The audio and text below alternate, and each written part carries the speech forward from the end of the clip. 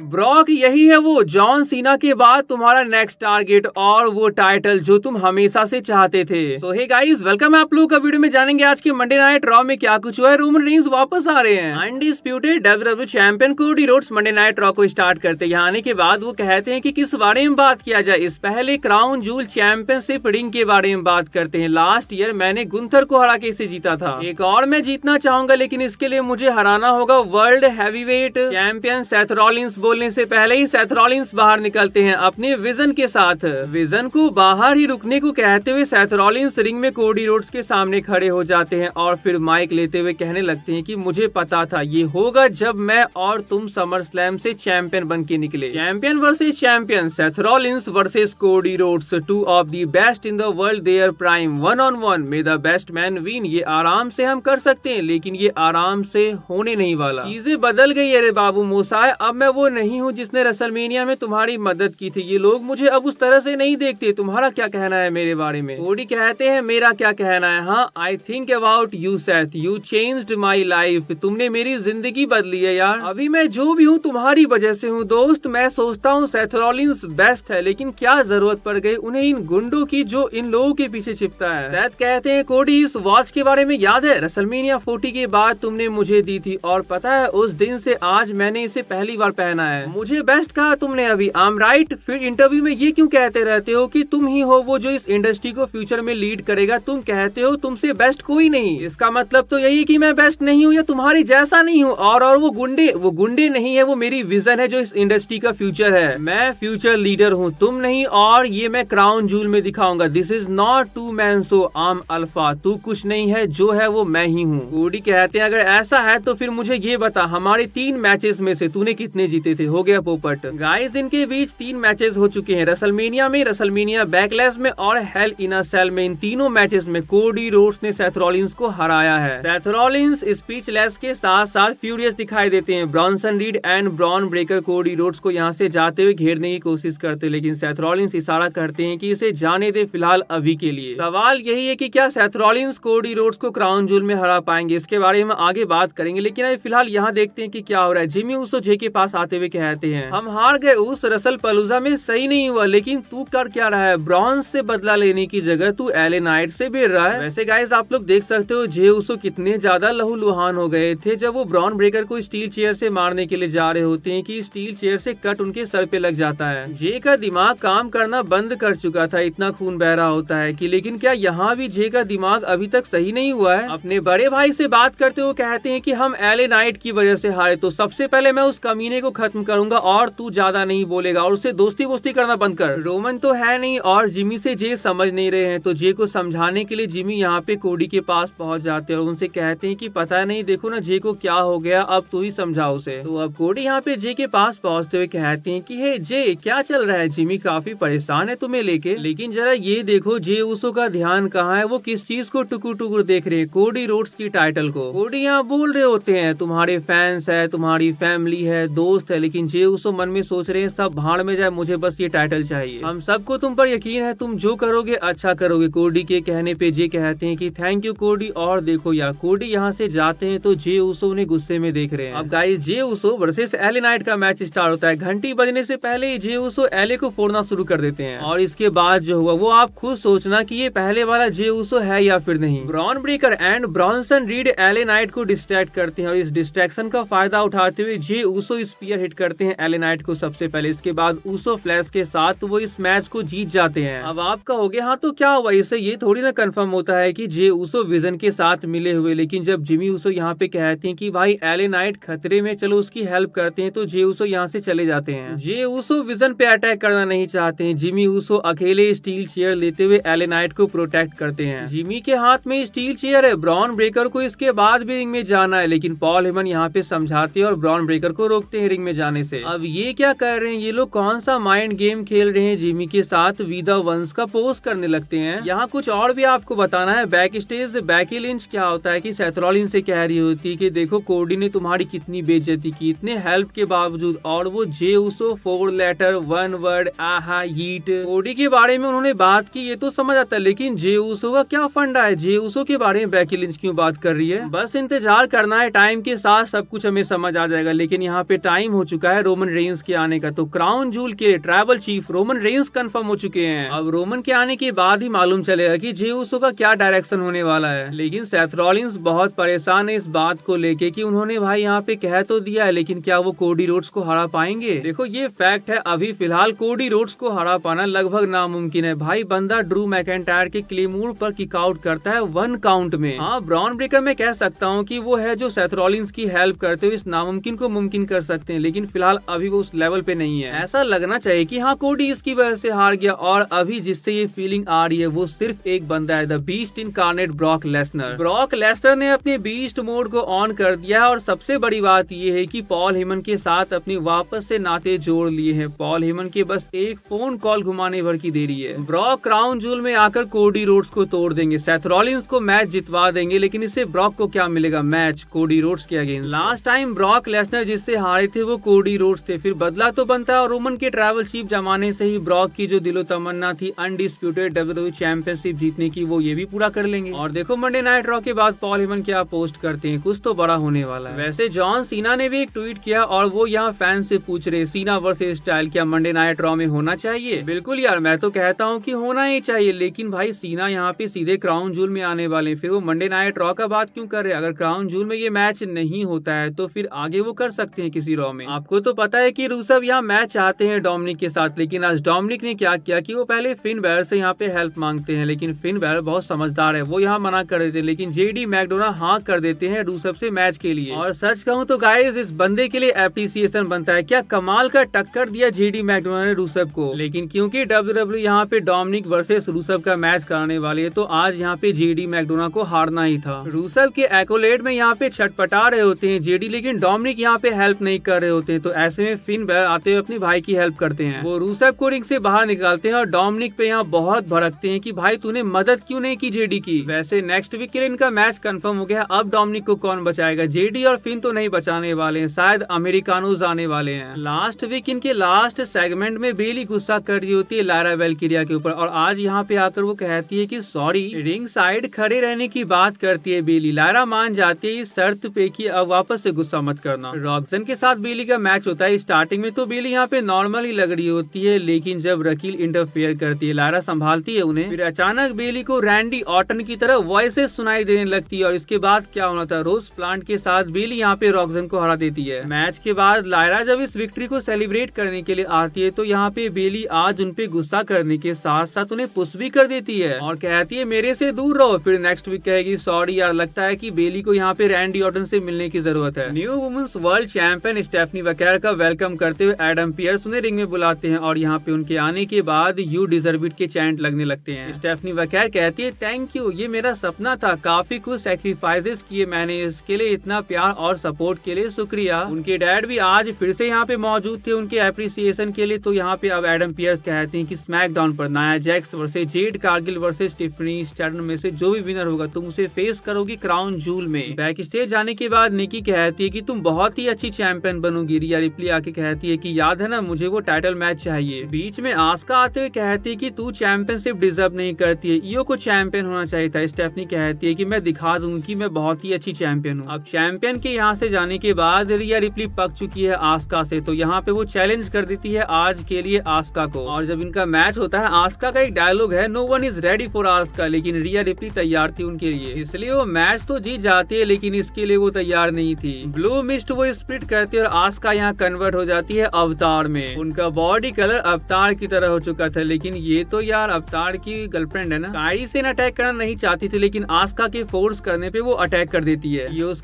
Situation को handle करने के लिए आती है, वो आस्का को रोकती है और फिर यहाँ पे लगता है कि मामला ठंडा हो चुका है, लेकिन अंदर जो भूत एंटर कर चुका है उसे कौन निकालेगा। आस्का अटैक कर देती है ईओ स्काई के ऊपर, और काइडी को भी वो इस चीज में शामिल कर चुकी है। उनकी ओर से ईओ स्काई को इनसेन एल्बो लगता है। गाइस एक no disqualification 6 man tag team match भी देखने को मिलता है। Xavier Wood, Kofi Kingston and Grayson Waller versus Penta and War Raiders. New Day के अंदर एंटरटेनमेंट की कमी नहीं है, आपको उन्हें देख के बहुत ही मजा आएगा जब आप इस मैच को देखोगे, लेकिन यहाँ पे कमी है इस चीज की कि उन्हें विक्ट्री नहीं मिलती है। ये ट्रिपल एच का दुलारा पेंटा आज फिर से यहाँ पे मैक्सिकन डिस्ट्रॉयर के साथ अपनी टीम को विक्ट्री दिलाता है। तो आज के इस वीडियो कहीं पेंड करते हैं। अगर मुझसे बात करना है तो हम लोग कमेंट में चैट कर सकते हैं, आप कमेंट कर देना। वीडियो आप लोगों को अच्छी लगी तो चैनल को जो सब्सक्राइब कर लीजिएगा। मिलते हैं नेक्स्ट वीडियो में, तब तब तक के लिए बाय गाइज।